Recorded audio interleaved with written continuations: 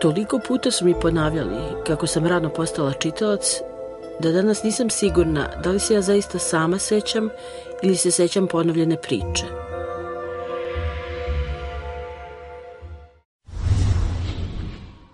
Škola je opasna rabota. Glup se čovek lako uznese i pomisli da je pametniji od drugih, jer su deca prinuđena da ga slušaju i ponavljaju ono što kaže.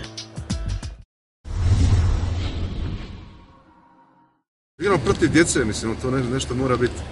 Ma kakva djeca, čovječe, možemo se svi sakriti iza njih. Danas je omladina je krupna. Manchester United. Da, oni samo uče igre i lopte.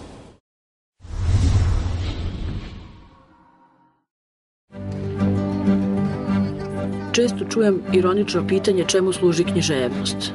Može li da promeni svet?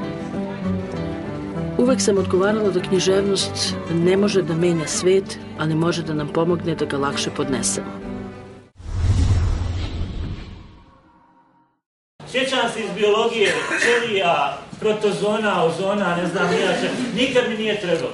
Ja bih sad volio da mi u jednom razgovoru malo ispretresemo drugaricu Antigonu. Antigona mora postojati kad postoji zločin.